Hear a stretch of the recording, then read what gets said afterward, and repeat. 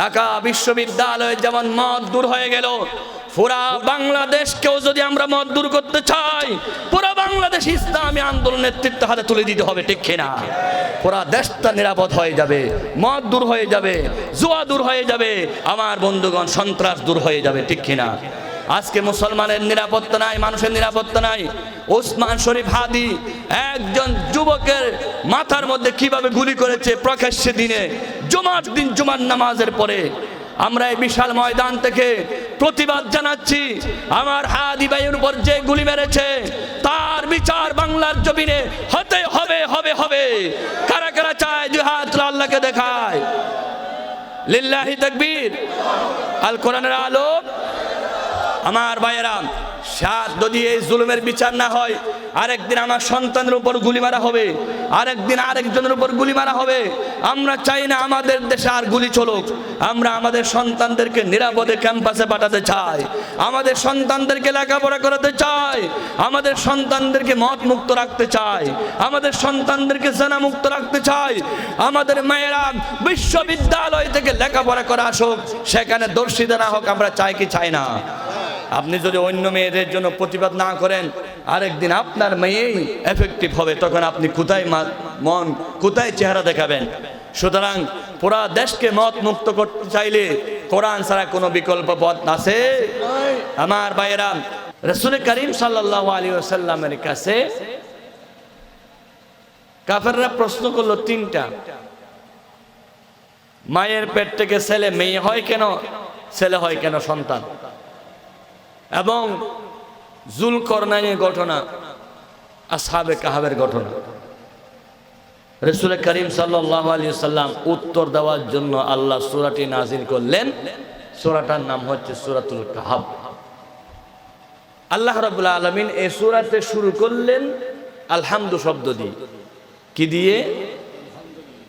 আল্লাহ রাব্বুল আলামিন বলেন, আলহামদুলিল্লাহিল্লাযী আনজালা আলা আবদিহিল কিতাব ওয়া লাম ইয়াজআল লাহু ইওয়াজা।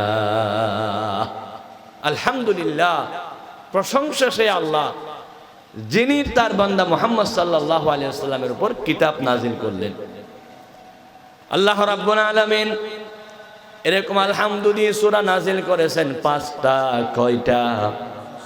এক নম্বর সূরা ফাতিহা আল্লাহ আলহামদুলিল্লাহ নাযিল করলেন, আলহামদুলিল্লাহি রাব্বিল আলামিন। দুই নম্বর আল্লাহ আলহামদু দিয়ে সূরা নাযিল করলেন সূরাতুল আনআম, আলহামদুলিল্লাহিল্লাযী আলা খালকিস সামাওয়াতি ওয়াল আরদ। তিন নম্বর আল্লাহ সূরা কাহফ নাযিল করলেন আলহামদু দিয়ে। চার নম্বর আল্লাহ রাব্বুল আলামিন নাযিল করলেন সূরা ফাতির আলহামদু দিয়ে, আলহামদুলিল্লাহিল্লাযী লাহু মা ফিস সামাওয়াতি ওয়া মা ফিল আরদ। পাঁচ নম্বর আল্লাহ সূরা ফাতির নাযিল করলেন।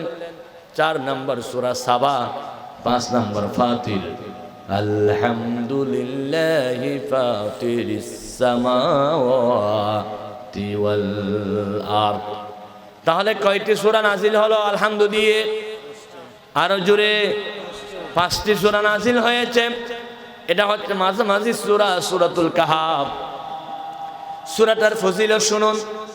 আল্লাহর হাবিব বলেছেন, যে সমস্ত ব্যক্তিরা প্রত্যেক জুমাবার ছিলেন, তো কিবার বলি আমরা? শুক্রবার বলি।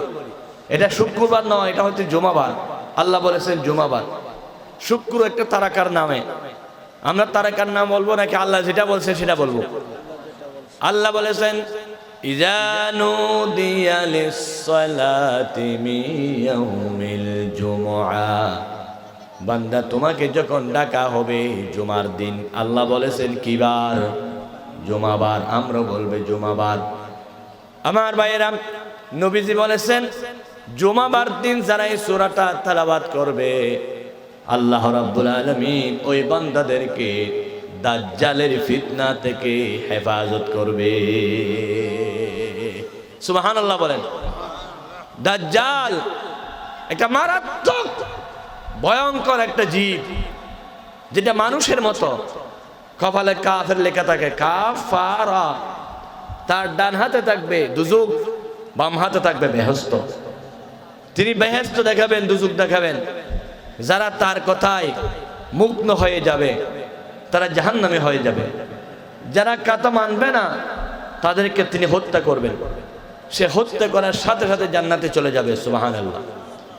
সে দাজ্জালের ফিতনা থেকে বাঁচার জন্য এই সূরাটা তেলাওয়াত করা দরকার।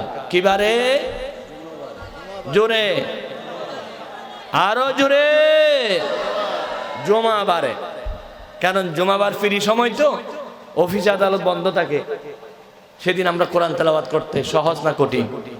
সহজ। পুরা সূরা পড়তে না পারলেও কমপক্ষে 10 আয়াত। কত আয়াত? 10 আয়াত তেলাওয়াত করলে আল্লাহ দাজ্জালের ফিতনা থেকে ওই বান্দাকে বাঁচিয়ে দিবে। সুবহানাল্লাহ। শেষের 5টি আয়াত যারা রাত্রে ঘুম যাওয়ার সময় তেলাওয়াত করে, এই আয়াতগুলোর উসিলায় আল্লাহ তাদেরকে তাহাজ্জুদ নামাজ পড়ার জন্য সহজ করে দেন।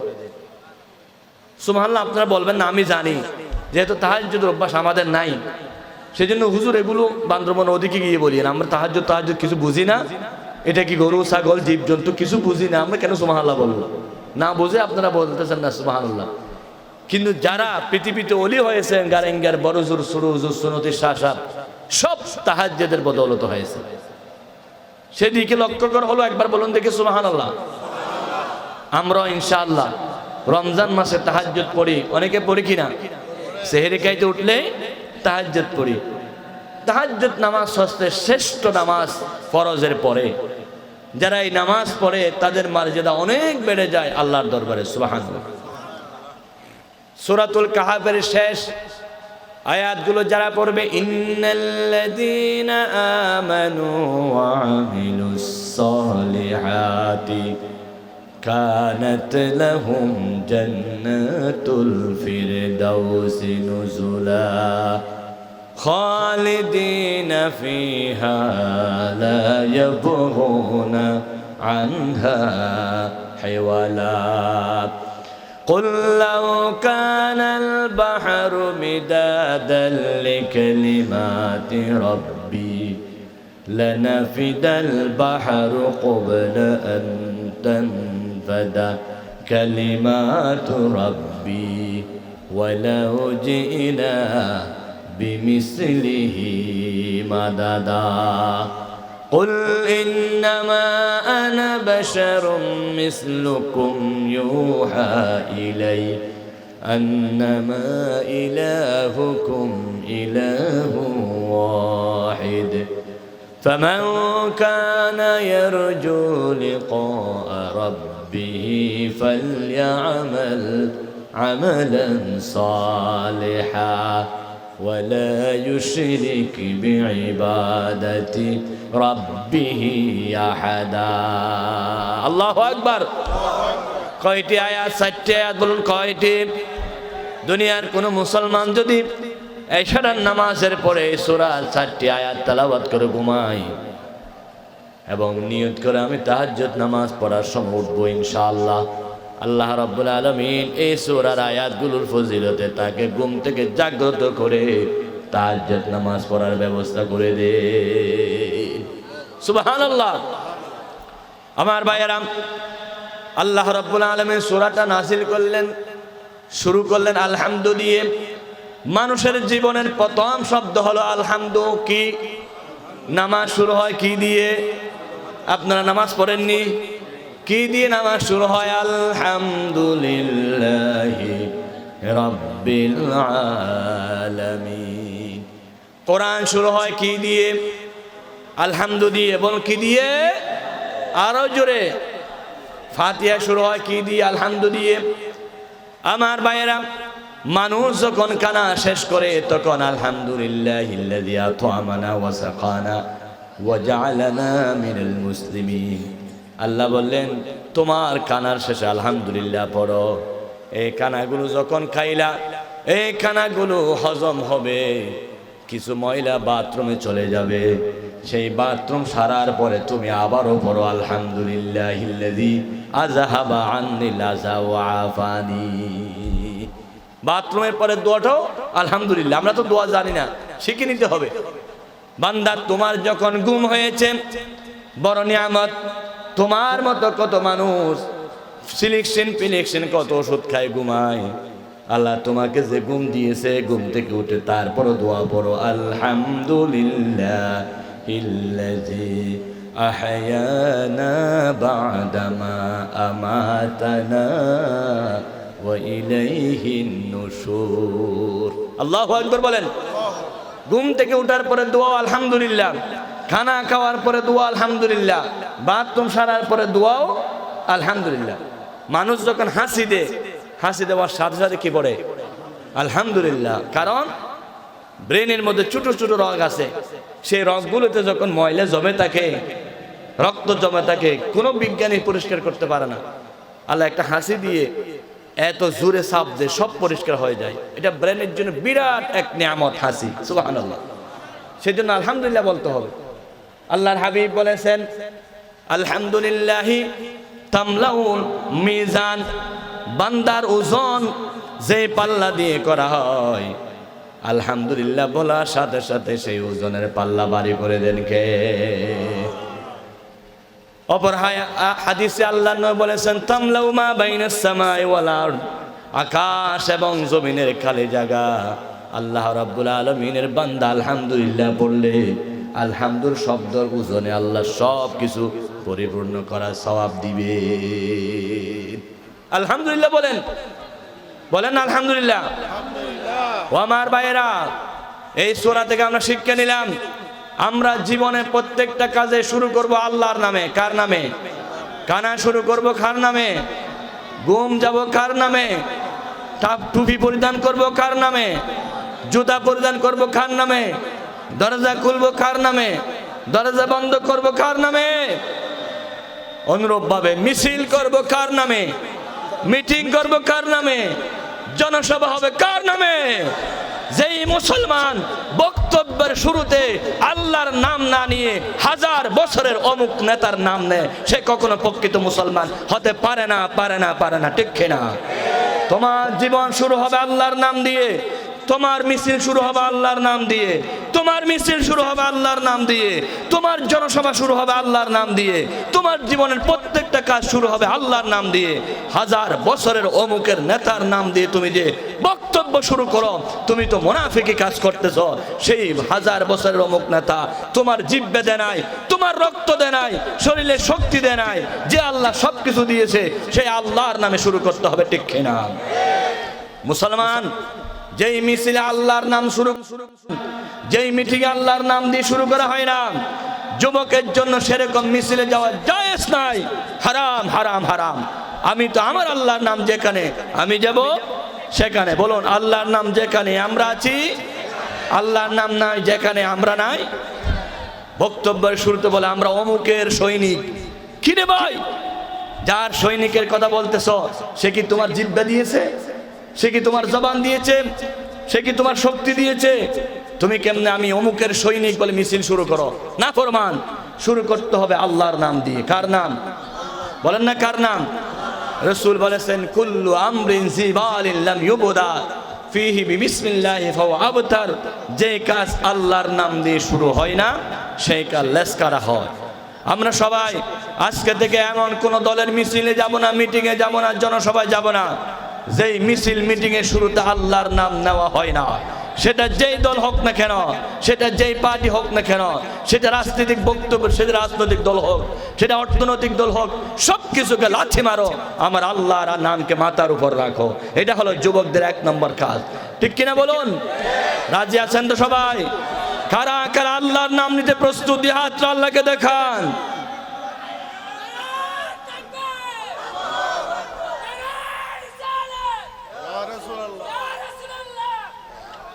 আল্লাহর নাম দিয়ে আমাদের প্রত্যেক কাজ শুরু করতে হবে। আমাদেরকে শিক্ষা দিলেন মুহাম্মদ রাসূলুল্লাহ সাল্লাল্লাহু আলাইহি ওয়াসাল্লাম। আল্লাহর কোরআন আমার সামনে। সামনে এটা কি বলেন? এটা কি? আরো জোরে।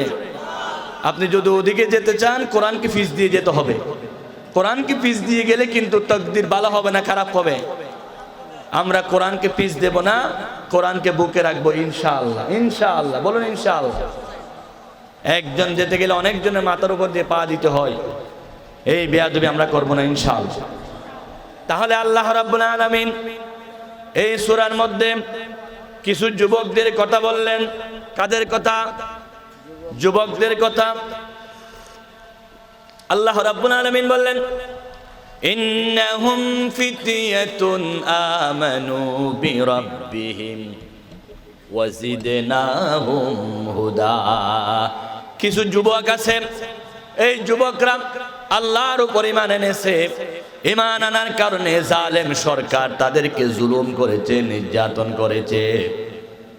যেই যুবকরা আল্লাহর উপর ঈমান এনেছে, জালেম সরকার তাদের উপর জুলুম নির্যাতন করার জন্য সিদ্ধান্ত নিল। সেই সরকারের নাম ছিল দাকি ইউনুস। কি ইউনুস? দাকি ইউনুস সরকার যখন ওই যুবকদের উপর আক্রমণ করার সিদ্ধান্ত নিল, আল্লাহ রাব্বুল আলামিন সেই যুবকদেরকে পাহাড়ের একটা গর্তের মধ্যে ঢুকাইয়া সেখানে ঘুম পাড়াইয়া দিলে। আল্লাহু আকবার। তার অর্থ হলো যুগে যুগে ইসলাম কায়েম হয়েছে যুবকদের ভূমিকার কারণে, ঠিক কিনা? যুবকরাই এই দেশে 52 সালে আন্দোলন করে বাংলা ভাষাকে আন্তর্জাতিক ভাষায় রূপ দিয়েছে। যুবকরা 71 সালে রক্ত দিয়ে বাংলাদেশকে স্বাধীন করেছে। বিজয়ের এই মাসে দেশের জন্য যারা রক্ত দিয়েছে তাদেরকে আমরা স্মরণ করি, শ্রদ্ধা করি। আল্লাহ তাদেরকে মাফ করে দিন, বলুন আমিন। যুবকরাই 90 সালে রক্ত দিয়ে স্বৈরাচারের বিরুদ্ধে বাংলাদেশে হুঙ্কার দিয়েছে, ঠিক কিনা? 2024 সালে যুবকরাই রক্ত দিয়ে জালেমের বিরুদ্ধে সাহস করে রক্ত দিয়ে আবু সাঈদের মতো যুবকরাই এই জালেমকে রক্ত দিয়ে বিদায় করেছে, ঠিক কিনা? সুতরাং যুবকদেরকে অস্বীকার করে কিছু করা যাবে না, যাবে না, যাবে না। আমাদেরকে যুবকদেরকে মহব্বত করতে হবে। যুবকরা হলো আমাদের কলিজার টুকরা। আমার বিষয় দিয়েছে আদর্শ যুবকরাই সমাজ বিপ্লব করতে পারে। সেই বিষয়ের আলোকে কথা বলার জন্য আমি সূরা কাহাফ থেকে আলোচনা টানতেছি। আল্লাহ রসুল বললেন, একজন বুড়া মানুষ রসুলের সামনে আসলেন। রসুল করিম সাল্লাল্লাহু আলাইহি ওয়াসাল্লাম বললেন, এই বুড়া মানুষ, তুমি জান্নাতে যাবে না। কোন বুড়া মানুষ কোথায় যাবে না? জান্নাতে যাবে না। কোন কালো মানুষ জান্নাতে যাবে না। এই কথা বলার পরে বুড়া মানুষ মন খারাপ করেছে। আপনারা আবার চলে যাই না আমার এখান থেকে। জান্নাতে যখন যাবে না এটা মনে করি না, এখানে বসে লাভ কি? জান্নাত তো যাবোই না, যা ঘরে যায়, ঘুম যাই। আল্লাহর হাবিব বলেছেন, কোন বুড়া মানুষ জান্নাতে যাবে না। তবে জান্নাতে যখন যাবে সকল বুড়াদেরকে আল্লাহ যুবক বানায়া দিবে। আসতে বলে সুবহানাল্লাহ। কারণ বেহেশতের মধ্যে বউ থাকবে কয়টা? 60টা। কয়টা? বুড়া মানুষ 60টা বউ সামলাতে পারবে? একটা বুড়ি সামলাতে কেমন জায়গা? 60টা বউ কেমনে সামলাবে? সেজন্য আল্লাহর হাবিব বলেন, একজন জান্নাতি মানুষকে 60টা বউ দেওয়া হবে। সেই 60টা বউ কভার দেওয়ার জন্য যুবক হতে হবে। বুড়া মানুষ সেখানে কভার দিতে পারবে না। আল্লাহ রাব্বুল আলামিন সকল জান্নাতি মানুষকে 18 বছরের যুবক করে পাঠাইয়া দিবেন জান্নাতে। সুবহানাল্লাহ। যুবকরা বলতেছে, বুড়ারা এখনো বলতেছে না। বুড়ারা বিশ্বাস হয় না তো, ওরা বলতেছে হুজুর এতে বিশ্বাস করি না, কেমন আমার যুবক কব? রসুলের কথা সত্য না মিথ্যা? 100% নাকি 90%? যারা বিশ্বাস করে আমার নবীর কথা 100% সত্য, তারা বলুন না সুবহানাল্লাহ। কারণ বুড়া অবস্থায় বেশি খাবার খাইলে ডায়াবেটিস বাড়ে না কমে? যদি তেলযুক্ত খাবার খায় এমন বেশি পেট নষ্ট হয়ে যায়, বাই সারতে থাকে। আর যদি দাঁত পড়ে যায়, দাঁত বাতাস চলে যায়। আল্লাহ সব ঠিকঠাক করে যুবক অবস্থায় আমাদেরকে পাঠাবেন জান্নাতে নিয়ে যাওয়ার জন্য। সুবহানাল্লাহ। আল্লাহ তুমি আমাদেরকে সেই জান্নাতে স্থান করে দিও। আরো বলুন আমিন। তাহলে যুবকরাই একমাত্র শক্তি দিয়ে, রক্ত দিয়ে, বুদ্ধি দিয়ে দেশের বিপ্লব করতে পারে, সমাজের বিপ্লব করতে পারে, ঠিক কিনা? আল্লাহ নবীর বয়স যখন 17 বছর, রাসূলুল্লাহ যুবক অবস্থায় চিন্তা করলেন মক্কা শরীফ থেকে কেমনে জালেম কি বিদায় করে দেওয়া হয়। আল্লাহ ইউকিমা হুদুদাজ জালেম, জালেম এই মক্কা শরীফে একজন জালেমও থাকতে পারবে না। রাসূলুল্লাহ জীবনের যৌবনের 17 বছর বয়সে জালেমের বিরুদ্ধে সমিতি গঠন করেছিলেন। সমিতির নাম কি? হিলফুল ফুসুল। এটা আপনারা জানেন, মাশাআল্লাহ। হিলফুল ফুসুল গঠন করেছিলেন কয় বছর বয়সে? 17 বছর বয়সে। বলুন কত বছর বয়সে? আজকে 17 বছরের যুবকরা, আমার দেশের যুবকরা সমিতি গঠন করা দূরে থাক, সেই 17 বছরের যুবকরা পাবজি খেলতে খেলতে সময় যায়, ফেসবুকের মধ্যে সময় নষ্ট করে। আমার যুবকরা সেই যৌবন অবস্থা নষ্ট করে মেয়ের পিছনে ঘুরতে ঘুরতে। মা অসুস্থ, মাকে হাসপাতালে নিয়ে গেছে, বোনে বলতেছে ভাইয়া আমার মায়ের জন্য ওষুধ নিয়ে আসো। এমন যুবক আছে মায়ের ওষুধের টাকা দিয়ে প্রেমিকা নিয়ে পার্কে ঘুরতে গেছে। সুবহানাল্লাহ বলেন কি নাউজুবিল্লাহ নাকি সুবহানাল্লাহ? আমি বুঝতেছি না, আপনারা বলেন কি? মায়ের অসুস্থ, মায়ের অসুখের টাকা নিয়ে কোথায় চলে গেছে? পার্কে চলে গেছে। ওরা যুবক নয়, ওরা যুবক নামক কলঙ্ক, ওরা হচ্ছে সমাজের বোঝা, ওরা হচ্ছে সবচাইতে বড় নষ্ট। ঠিক কিনা বলেন? যুবক, তোমার এই বয়সটা তুমি মেয়ের পিছনে নষ্ট করে দিচ্ছ, তোমার এই বয়সটা ফেসবুকে নষ্ট করে দিচ্ছ, তোমার এই বয়সটা তুমি পাবজি খেলে খেলে নষ্ট করে দিচ্ছ। যুবক, তোমার এই বয়সটা তুমি নষ্ট করে দিচ্ছ, খেলায় খেলায় সময় নষ্ট করে দিচ্ছ। তোমার মতো যুবকরা আজকে ক্রিকেট খেলার মধ্যে সময় নষ্ট করে দিচ্ছে। বিপিএল খেলা হবে, এক একজন ক্রিকেটার অনেক মুস্তাফিজ নামী 9 কোটি 20 লক্ষ টাকা বিক্রি হয়েছে। নাউজুবিল্লাহ বলেন। যুবকরা আজকে খেলার মধ্যে নিজের সময়কে নষ্ট করে দিচ্ছে। অথচ আপনারা জানে আশ্চর্য হয়ে যাবেন, জাপানের মধ্যে কোনো খেলা নাই। কারণ জাপানিরা বলে খেলার সময় আমাদের নাই, আমরা 24 ঘন্টা যদি কাজ করি অনেক উন্নত হবে দেশ। আজকে বাংলাদেশের 24 কোটি মানুষের 48 কোটি যদি একসাথে কাজ করত, বাংলাদেশ পৃথিবীর রাষ্ট্রে গরিব দেশ থাকতো না। ঠিক কিনা? আমরা দেশের যুবকদেরকে নষ্ট করে দিচ্ছি খেলায়। ক্রিকেট খেলতে গেলে কমপক্ষে 20 ম্যাচ, সেটার মধ্যে অনেক কমপক্ষে 1 দিন লাগে। আর যেটা টেস্ট ম্যাচ আছে এটা তো 4 দিন 5 দিন। যুবকদের সময় নষ্ট এখানে চলে যাচ্ছে। ওদিকে ফিলিস্তিনের মুসলমানদেরকে মারে, যুবকরা সেদিকে নজর না দেওয়ার জন্য কাতারে বিশ্বকাপ শুরু করে দিয়েছে। কাতার বিশ্বকাপ খেলার জন্য কয়েক হাজার কোটি টাকা তারা ব্যয় করেছে, আর ফিলিস্তিনের মুসলমানদেরকে সাহায্য করার জন্য 1 টাকাও দেয় নাই। অথচ মুসলিম রাষ্ট্র ইহুদি খ্রিস্টানরা মুসলমানের ঘরে ঘরে খেলা এবং এগুলো দিয়ে ঢুকাই দিয়ে মুসলমানদেরকে ধ্বংস করে দিচ্ছে। 1500 বছর আগে আল্লাহ বলেছিলেন ইন্নামাল হায়াতুদ দুনিয়া লাইবুন ওয়া লাহুন, তোমাদের দুনিয়া খেলা এবং তামাশার মধ্যে চলে গেছে। আমেরিকার মতো বড় রাষ্ট্র, সেখানে খেলা নাই, আমেরিকাতে ক্রিকেট খেলা নাই। কারণ ওরা মনে করতেছে যদি 24 ঘন্টা খেলার মধ্যে নষ্ট করে আমার যুবকেরা নষ্ট হয়ে যাবে। জাপানের মধ্যে খেলা নাই, খেলা আছে বাংলাদেশের মতো ফসা দেশে, ভারতের মতো নিকৃষ্ট দেশে। যুবকদেরকে ধ্বংস করে দেওয়ার জন্য, সময়টা নষ্ট করে দেওয়ার জন্য ওরা এই পায়তারা করেছে। এটা হচ্ছে ইহুদিদের ব্রেইন। ইহুদিদের কাছে খেলা নাই। আপনি খেলার মধ্যে দেখেন ইসরায়েলে কোনো দল নাই, পৃথিবী চালাচ্ছে ইসরায়েল ইহুদিদের মাথা দিয়ে। তারা নিজেরা খেলার মধ্যে সময় নষ্ট করে না, ওরা 24 ঘন্টা কাজ করে। ওরা মনে করতেছে আমরা যদি কাজ থেকে বিরত থাকি তাহলে আমরা তো ধ্বংস হয়ে যাব। ওরা শরীর ঠিক থাকার জন্য মাগরিবের পরে খানা খেয়ে ফেলে, কারণ রাসূল বলেছেন যারা আগেভাগে খানা খেয়ে ফেলে তাদের শরীর ঠিক থাকে। আর আমার দেশের যুবকরা খানা খায় রাতের 12টার পরে, ঘুম যায় 3টার পরে, উঠে দিনের 12টার পরে। তাহলে আমরা রাতকে দিন বানাই, দিনকে রাত বানায়। আমাদের সমাজ নষ্ট হয়ে যাচ্ছে এইভাবে। আমার ভাইরা, রাসূলুল্লাহ 17 বছর বয়সে পাবজি খেলে নাই, ফেসবুক খেলে নাই। 17 বছর বয়সে নাউজুবিল্লাহ মেয়ের পিছনে ঘুরে নাই। 17 বছর বয়সে রাসূলুল্লাহ চিন্তা করেছিলেন মক্কার জালেমদেরকে কিভাবে বিদায় করা হয়, এই মক্কার মধ্যে কিভাবে শান্তি কায়েম করা হয়। আমার দেশে সেই রাসূলের সুন্নাত অনুযায়ী আবু সাঈদ মুগ্ধ, আবু সাঈদ মাহফুজ মুগ্ধ। যুদ্ধ শেষ হয়নি, এখনো যুদ্ধ। তারা চিন্তা করলেন আমার নবী যেভাবে 17 বছর বয়সে হিলফুল ফুসুল গঠন করে মক্কা মদিনা থেকে জুলুম বিদায় করলেন, বাংলাদেশের 17 বছরের এই জালেমকে বিদায় করার জন্য আমাদেরকে রাসূলের মতো ঐক্যবদ্ধ হতে হবে। ঠিক কিনা?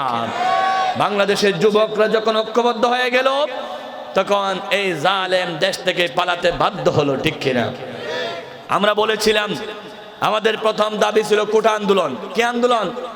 সেই দাবি থেকে আমরা জালেম পদত্যাগের আন্দোলনে চলে গেছে। আল্লাহ বলতেছেন এই জালেমকে পদত্যাগ করলে হবে না। যেই পরিমাণ জুলুম করেছে, আয়না করে হাজার হাজার আলেমদেরকে ঢুকায়া দিন কি জিনিস রাত কি জিনিস বুঝতে দেয় নাই, হাত পা বন্ধ করে রেখেছে। এই আলেমদেরকে হত্যা করেছে, দাড়িওয়ালা টুপিওয়ালাকে জমিন থেকে বিদায় করেছে, ইসলামী আন্দোলনকে জমিন থেকে বিদায় করে দেওয়ার জন্য হাজারো ষড়যন্ত্র করেছে। ওনার পদত্যাগ হলে হবে না। তোমরা বলো পদত্যাগ, আমি আল্লাহ বলি দেশ ত্যাগ করতে হবে। কি ত্যাগ? শেষ পর্যন্ত দেশ থেকে বিদায় করতে হয়েছে। কে করেছেন? আল্লাহ করেছেন। তবে যুবকরা ঐক্যবদ্ধ হয়েছে। যুবকরা যখন ঐক্যবদ্ধ হয়ে যায়, আল্লাহ রাব্বুল আলামিন স্পেশাল রহমত নাজিল করে থাকে। আল্লাহর হাবিব বলেন, ইগতানিম খামসান ক্বাবলা খামস, শাবাবাকা ক্বাবলা হারমিকা ওয়া হায়াতাকা ক্বাবলা মাউতিক। তোমার জীবনের 5টি জিনিসকে তুমি 5টি জিনিসের আগে গুরুত্ব দাও। 1 নাম্বার, যৌবনকে গুরুত্ব দাও বুড়া হওয়ার আগে, কারণ তোমার যৌবন হলো আল্লাহর কাছে বেশি দামি। সুবহানাল্লাহ।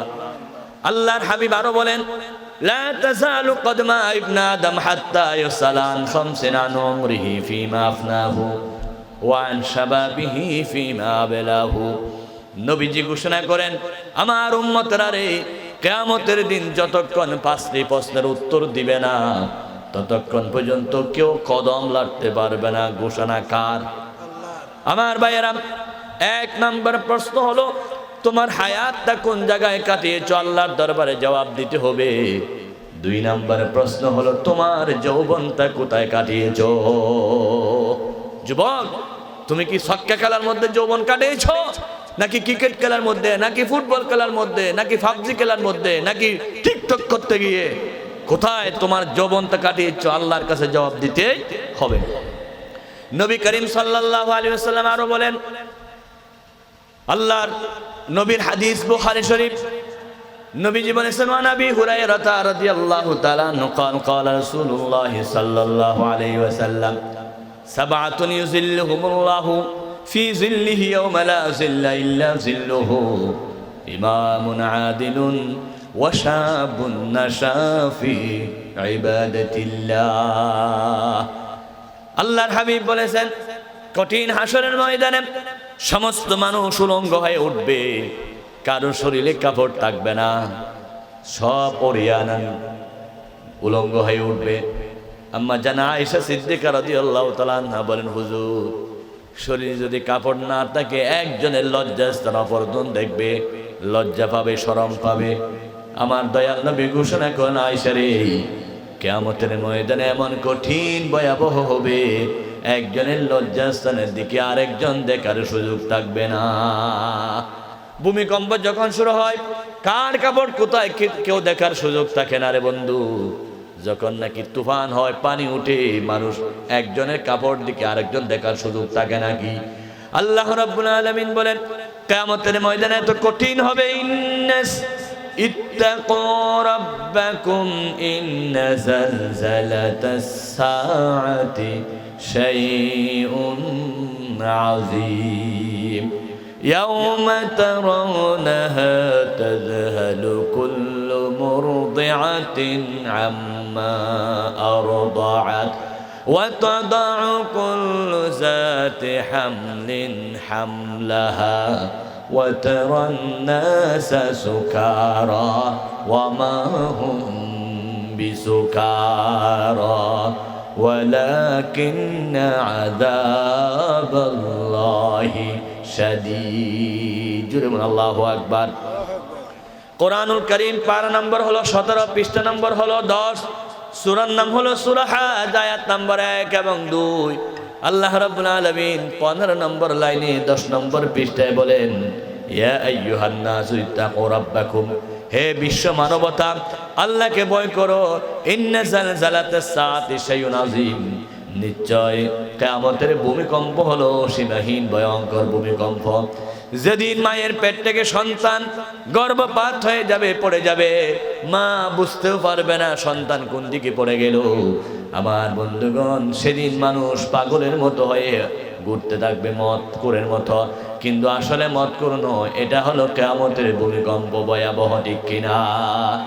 আল্লাহ রাব্বুল আলামিন বলেন ইয়াউমা ইয়াফিরুল মারউ মিন আখিহি ওয়া উম্মিহি ওয়া আবিহি ওয়া সাহিবাতিহি ওয়া বানিহি। ওই কঠিন হাসরের ময়দানে মা তার ছেলেকে বলবে, তুমি আমার সন্তান নয়, আমার বিবাহ হয় নাই, আমার ছেলে মেয়ে নাই। ছেলে থেকে দূরে সরে যাবে, ছেলে মা থেকে দূরে সরে যাবে, আত্মীয় স্বজন জুজল মাইল দূরে সরে যাবে। আমার ভাইয়েরা বুঝার জন্য বলি, কিয়ামতের ময়দানে একজন অপরজন থেকে দূরে সরে যাবে। নেতা কর্মীর খবর রাখবে না। হুজুররা ওয়াজ করেছে কি করে নাই, আমরা অনেকে শুনি নাই। এটার বাস্তবতা দেখেন, কিয়ামত হয় নাই। 5ই আগস্টের দিন নেতা ট্রেনে উঠে পালিয়ে গেল, সুটকেস নিয়ে, টাকার বস্তা নিয়ে, কর্মীর খবর রাখতে পারে নাই, ঠিক কিনা? সেদিন নেতা যখন প্লেনে উঠে পালিয়ে গেল, বলেছে গোরস্থানে আমার কর্মীদের কি খবর একটু রাখি। সেই খবর রাখার কি সুযোগ হয়েছে না তার? বলেন না হয়েছে? 300 এমপি সবাই পালিয়ে গেল, মন্ত্রী পালিয়ে গেল, বাইতুল মুকাররমের ইমাম পর্যন্ত পালিয়ে গিয়েছে। কর্মীদের খবর রাখার সুযোগ আর হয় নাই। আবার কিয়ামত কত ভয়াবহ হবে একটু চিন্তা করে দেখুন।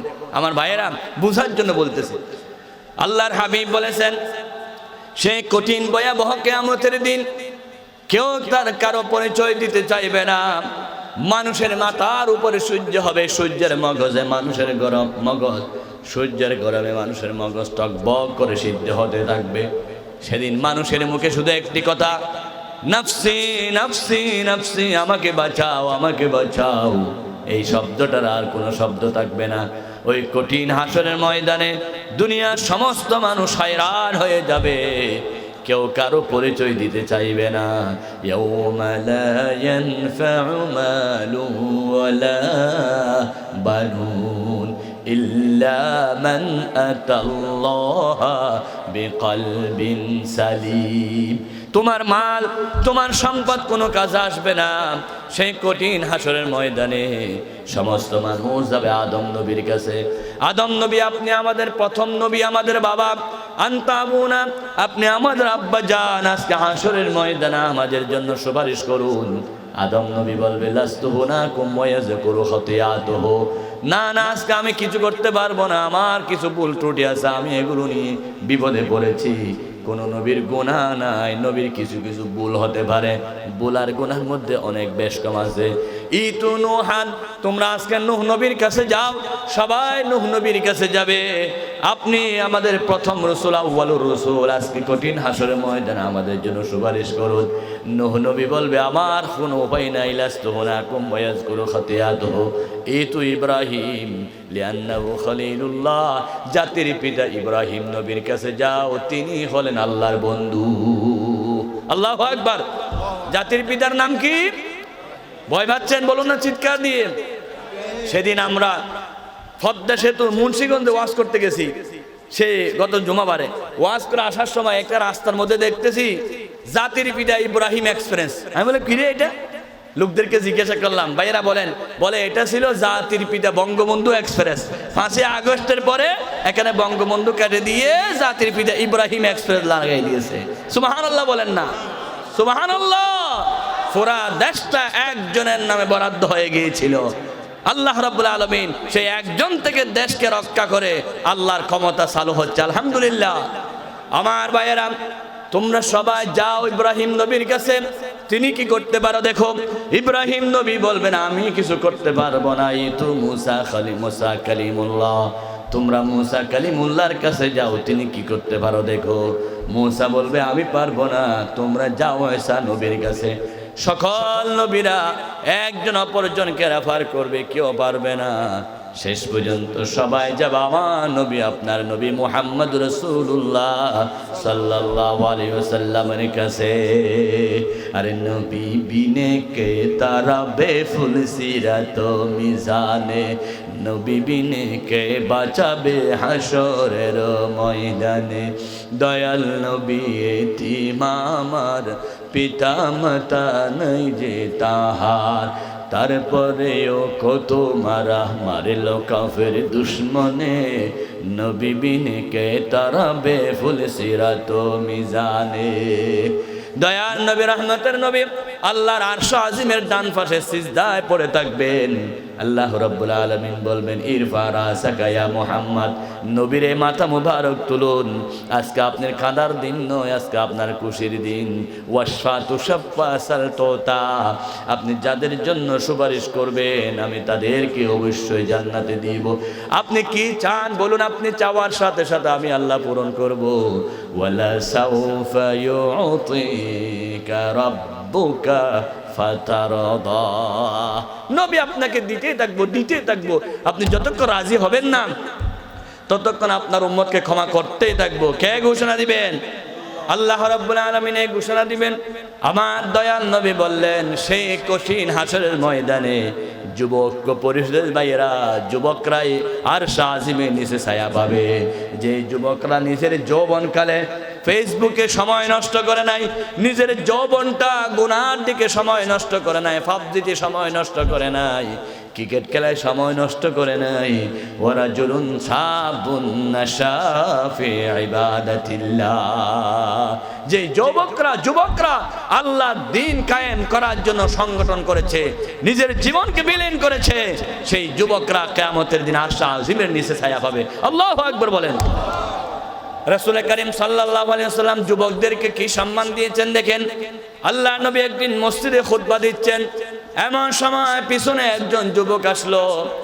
তিনি মসজিদে জায়গা পান নাই, বাহিরে দাঁড়িয়ে আছেন।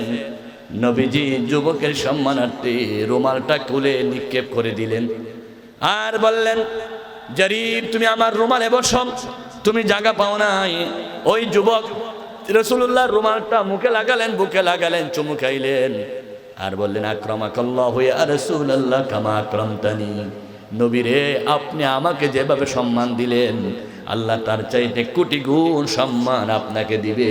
আমি আপনার চাদরে বসতে পারি না, এমন বেয়াদব আমি নই। আল্লাহু আকবার। নবীজি বলেছেন, যুবক একবার আল্লাহকে ডাকলে আল্লাহ 100 বার জবাব দেয়। বলুন সুবহানাল্লাহ।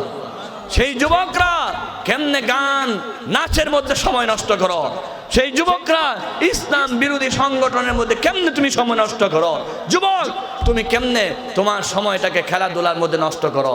তোমার সময়ের অনেক মূল্য, তোমার অনেক মর্যাদা আল্লাহর কাছে, তোমার এত মর্যাদা, তোমার রক্ত, তোমার গাম আল্লাহর কাছে মেশকা আম্বরের চাইতে বেশি মর্যাদা ছিল। আল্লাহু আকবার। আল্লাহর হাবিব বললেন, আমি যখন কোরআন শরীফ নিয়ে আসলাম, হেদায়েত নিয়ে আসলাম, তখন যুবকরা আমি রসুলকে সহযোগিতা করেছে, বুড়ারা আমার বিরোধিতা করেছে। নবীজি বলেন, হযরত আবু বকর সিদ্দিক রাদিয়াল্লাহু তাআলা প্রথম মুসলমান হয়েছে, বয়স ছিল 37। হযরত ওমর মুসলমান হয়েছে যুবক অবস্থায়, হযরত হাব্বাব যুবক অবস্থায় মুসলমান হয়েছে, হুবায়ব যুবক অবস্থায় মুসলমান হয়েছে। নবীজি বলেছেন, আবু জেহেল, আবু লাহাব, উতবা, শাইবা, যারা মক্কার বুড়া বুড়া ছিল তারা সবাই আমার বিরোধিতা করেছে, যুবকরা আমার জন্য সহযোগিতা করেছে। আল্লাহু আকবার। ও আমার মুরব্বীরা, আমি আপনাদেরকে অবহেলা করতেছি না, আপনাদের মূল্য অনেক বেশি। আপনারা ঘরে বসে দোয়া করবেন, যুবকরা মাঠে ময়দানে রক্ত দিবে, ইসলাম শক্ত হবে। ঠিক কিনা বলেন? আল্লাহ রাব্বুল আলামিনের হাবিব বলেন, আমি রাসূল সাল্লাল্লাহু আলাইহি ওয়াসাল্লাম যখন বিপদে পড়েছি, যুবকরা দৌড়ে এসে আমি নবীকে সাহায্য করেছে। রাসূল করিম সাল্লাল্লাহু আলাইহি ওয়াসাল্লাম যখন কালিমার দাওয়াত দিলেন, কালিমার দাওয়াত দেওয়ার পরে বুড়ারা আল্লাহ নবীর গায়ে পাথর মারলেন। সর্বপ্রথম নবীর গায়ে পাথর মারলেন তিনি, তার নাম ছিল আবু লাহাব, তিনি ছিলেন রাসূলের চাচা, বুড়া মানুষ। সর্বপ্রথম কালিমা পড়লেন আবু বকর। আবু লাহাব পাথর মারার পরে আর ঘোষণা দিল, তাব্বাল্লাকা ইয়া মুহাম্মদ আলী হাযা জামাতিনা, মুহাম্মদ তুমি ধ্বংস হয়ে যাও, আমাদেরকে কালিমা কথা বলার জন্য এখানে একত্রিত করেছো নাকি? তিনি যখন পাথর মারলেন, আমরা আল্লাহ রাব্বুল আলামিন কোরআনে কারীমে সূরা নাযিল করলেন, তাব্বাত ইয়াদা আবি লাহাবিন ওয়া তাব্বা মা আগনা আনহু মালুহু ওয়া মা কাসাব সায়াসলা নারান যাতা লাহাব وامرأته حمالة الحطب ফি জিদিহা হাবলুম মিন মাসাদ। আল্লাহু আকবার বলেন। এটা কে নাযিল করেছেন? দুনিয়ার কোন বুড়া যদি ও মুরব্বীরা ইসলামের বিরোধিতা করেন, আবুল আহাবের মতো হয়ে যাবেন। আপনাদেরকে ইসলামের পক্ষে থাকতে হবে, সন্তানদেরকে উৎসাহ দিতে হবে। বাবারা তোমরা এগিয়ে যাও, আমরা তোমাদের পিছনে আছি, তোমাদের জন্য আমরা দোয়া করব, সহযোগিতা করব। যাও তোমরা দ্বীনের পক্ষে, যাও তোমরা ইসলামের পক্ষে, যাও তোমরা কোরআনকে বিজয় করার পক্ষে। আল্লাহু আকবার। মুরব্বীদেরকে উৎসাহ দিতে হবে। এই মুরব্বীরা উৎসাহ দিলে তাদের দাম বেড়ে যাবে। আজকে বাংলাদেশের যুবকরা ঐক্যবদ্ধ হয়েছে। ঢাকা বিশ্ববিদ্যালয়ে আমার সাদেক কায়েমের নেতৃত্বে আজকে বিশ্ববিদ্যালয় পরিচালিত হচ্ছে। সেখানে হিন্দু বৌদ্ধ বিভিন্ন ধর্মের লোকেরাও ভোট দিয়ে ওনাকে বিপি পদে নিযুক্ত করলেন এবং ফরহাদকে জেএস পদে নিযুক্ত করলেন। আজকের মাহফিলের উপস্থাপক ঢাকা বিশ্ববিদ্যালয়ের ছাত্র তানভীর, ওনাকে জিজ্ঞাসা করলাম পরিস্থিতি এখন কি রকম। উনি বলতেছে খুব সুন্দর। সেই যুবকরা দায়িত্ব নেওয়ার পরে ঘোষণা করল যে ঢাকা বিশ্ববিদ্যালয় প্রাচ্যের অক্সফোর্ড বলা হয়, সেখানে দিনের বেলায় মদ পান করত, দিনের বেলায় জুয়া খেলত, নারী এবং পুরুষ একসাথে টুনাটুনি সারাদিন গল্প করত, কেউ বাধা দিত না, কারণ এটা ছিল এক প্রকারের বৈশ্যাখানার মতো। নাউজুবিল্লাহ মিন যালিক। সাদেক কাইয়ুম তিনি বাইতুল শরফ মাদ্রাসার ছাত্র, ফরহাদ উনি মাদ্রাসার ছাত্র। এই যুবকরা যখন ঢাকা বিশ্ববিদ্যালয়ের নেতৃত্ব নিল, তিনি ঘোষণা করে দিলেন ঢাকা বিশ্ববিদ্যালয় আর মদ চলতে পারে না, পারে না, পারে না। আল্লাহু আকবার। দেখছেন, যুবকরা দায়িত্ব নেওয়ার পরে মদ দূর হয়ে গেল। এখন ঢাকা বিশ্ববিদ্যালয়ের মতো শ্রেষ্ঠ বিশ্ববিদ্যালয়ে মদ পান করতে পারে না। চট্টগ্রাম বিশ্ববিদ্যালয়ে মদ খাইতে পারে না। জাহাঙ্গীরনগর বিশ্ববিদ্যালয় যে মারাত্মক ছিল, সেখানে একজন ছেলে 100 মেয়েকে জানা করেছে। এবার বন্ধুদেরকে মিষ্টি খাওয়াইছে, আমি 100টা মেয়ের সাথে জানা করতে পেরেছি। গুরুস্থানের বাইরা আপনারা কি সহ্য করবেন? আপনাদের মেয়ের সাথে যদি কেউ এরকম করে, আমরা কি সহ্য করতে পারবো? যে জানা করেছে 100 মেয়ে, সেটা কারো না কারো মেয়ে, লম্পট জানোয়ার, তাকে পাথর মেরে উড়াইয়ে দেওয়া দরকার ছিল, ঠিক কিনা? কিন্তু সে সোনার ছেলে ছিল, তার কোনো বিচার হয় নাই। সরকার বলতেছে আরো করো, তুমি যতবার মেয়ে নষ্ট করো, কারণ তুমি মেয়ে নষ্ট করবা, আমার দল করবা, ঠিক আমার দলটা টিকায় রাখবা। এই বলে 17 বছর ঢাকা বিশ্ববিদ্যালয়ের জেনার আড্ডাখানা ছিল জাহাঙ্গীরনগর বিশ্ববিদ্যালয়। সেই জাহাঙ্গীরনগর বিশ্ববিদ্যালয়ে ইসলামী আন্দোলনের যুবকরা, মাদ্রাসার ছেলেরা যখন নেতৃত্ব পেল, ঘোষণা করে দিল আজকে থেকে কোনো জানা এই বিশ্ববিদ্যালয় চলবে না। সুবহানাল্লাহ বলুন। দেশ থেকে জানা দূর হয়ে গেলে আপনারা নারাজ না খুশি? মদ দূর হয়ে গেলে নারাজ না খুশি? যে দল করুন না কেন, ন্যায় কথা বলতে হবে। যে মদ পান করতেছে, সে আমার ছেলে হোক, আমার ভাইয়ের ছেলে হোক, নষ্ট হয়ে যাচ্ছে। মদ পান করার পরে মায়ের গায়ে হাত তুলতেছে, বাবার গায়ে হাত তুলতেছে মদের কারণে, ঠিক কিনা? মদ বন্ধ করার দরকার আছে কি নাই? আপনি হয়তো দলীয় কারণে অন্ধ হয়ে যাবেন, হুজুর রাজনীতির কথা বলিয়েন না, এরকম কথা বলতে পারেন। যে এক কথা বলবে, আমি মনে করি সেই মুনাফিক। আমি রাজনীতির বলতেছি না, আল্লাহর কোরআনের কথা বলতেছি। মদ হালাল না হারাম? আরো জোরে বলুন। জানা হারাম না হালাল? সুদ হালাল না হারাম? জুয়া হালাল না হারাম? এই ঢাকা বিশ্ববিদ্যালয়ে জানা ছিল, মদ ছিল, জুয়া ছিল, ফাবজি ছিল। সাদেক কাইয়ুম ইসলামী আন্দোলনের কর্মীরা যখন নেতৃত্ব পেল, সব দূর হয়ে গেল। সুবহানাল্লাহ বলেন। ঢাকা বিশ্ববিদ্যালয়ে যেমন মদ দূর হয়ে গেল, পুরা বাংলাদেশকেও যদি আমরা মদ দূর করতে চাই, পুরা বাংলাদেশ ইসলামী আন্দোলন নেতৃত্ব হাতে তুলে দিতে হবে, ঠিক কিনা? পুরা দেশটা নিরাপদ হয়ে যাবে, মদ দূর হয়ে যাবে, জুয়া দূর হয়ে যাবে, আমার বন্ধুগণ সন্ত্রাস দূর হয়ে যাবে, ঠিক কিনা? আজকে মুসলমানের নিরাপত্তা নাই, মানুষের নিরাপত্তা নাই। ওসমান শরীফ হাদি একজন যুবকের মাথার মধ্যে কিভাবে গুলি করেছে প্রকাশ্যে দিনে, জুমার দিন, জুমার নামাজের পরে। আমরা এই বিশাল ময়দান থেকে প্রতিবাদ জানাচ্ছি, আমার হাদি ভাইয়ের উপর যে গুলি মেরেছে, তার বিচার বাংলার জমিনে হতে হবে, হবে, হবে। কারা কারা চায় জিহাদ আল্লাহকে দেখায়? লিল্লাহি তাকবীর। আল কোরআনের আলো। আমার ভাইয়েরা, যদি এই জুলুমের বিচার না হয়, আরেকদিন আমার সন্তানের উপর গুলি মারা হবে, আরেকদিন আরেকজনের উপর গুলি মারা হবে। আমরা চাই না আমাদের দেশে আর গুলি চলুক। আমরা আমাদের সন্তানদেরকে নিরাপদে ক্যাম্পাসে পাঠাতে চাই, আমাদের সন্তানদেরকে লেখাপড়া করাতে চাই, আমাদের সন্তানদেরকে মদ মুক্ত রাখতে চাই, আমাদের সন্তানদেরকে জেনা মুক্ত রাখতে চাই। আমাদের মেয়েরা বিশ্ববিদ্যালয় থেকে লেখাপড়া করা আসুক, সেখানে দর্শিতা না হোক, আমরা চাই কি চাই না? আপনি যদি অন্য মেয়েদের জন্য প্রতিবাদ না করেন, আরেকদিন আপনার মেয়েই এফেক্টিভ হবে, তখন আপনি কোথায় মন কোথায় চেহারা দেখাবেন? সুতরাং পুরা দেশকে মত মুক্ত করতে চাইলে কোরআন ছাড়া কোনো বিকল্প পথ আছে? আমার ভাইয়েরা, এই কোরআনুল কারীম পারা নম্বর হলো 7, পৃষ্ঠা নম্বর হলো 2, সূরার নাম হলো সূরা মাইদা, আয়াত নম্বর হলো 90, লাইন নম্বর হলো 3, রুকু নম্বর হলো আমার বন্ধুগণ 7। আল্লাহ রাব্বুল আলামিন বলেন, ইয়া আইয়ুহাল্লাযীনা আমানু ইন্নামাল খামরু ওয়াল মাইসিরু ওয়াল আনসাব ওয়াল আজলাম রিজসুম মিন আমালিশ শাইতান। হে বিশ্ব মানুষ, ঈমানদাররা, তোমাদের জন্য মদ, জুয়া, লটারি সব হারাম। হালাল না হারাম? ফাজতানিবুহু, সেখান থেকে তোমরা বিরত থাকো। মদ থেকে আমাদেরকে দূরে থাকতে হবে।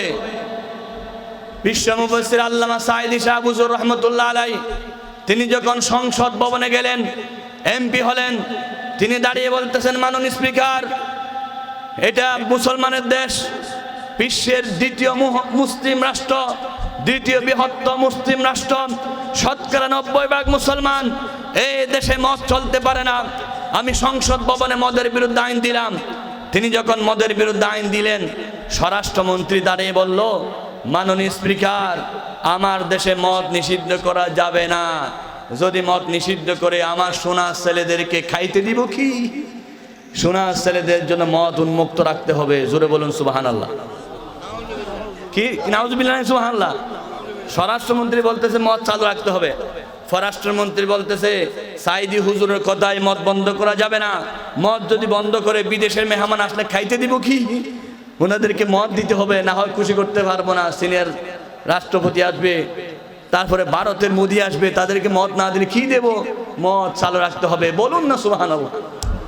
অর্থমন্ত্রী বলতেছে, মাননীয় স্পিকার, মদ বন্ধ করা যাবে না।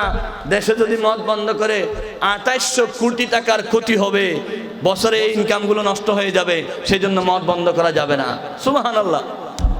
আল্লামা সাঈদী সাহেব বললেন, মাননীয় স্পিকার, স্বরাষ্ট্রমন্ত্রী বলতেছে মদ নিষিদ্ধ করা যাবে না, পররাষ্ট্রমন্ত্রী বলতেছে মদ নিষিদ্ধ করা যাবে না, অর্থমন্ত্রী বলতেছে মদ নিষিদ্ধ করা যাবে না, আমার আল্লাহ বলতেছেন মদ নিষিদ্ধ করতে হবে। ইন্নামাল খামরু ওয়াল মাইসিরু ওয়াল আনসাবু ওয়াল আজলাম মিন আমালিশ শাইতান।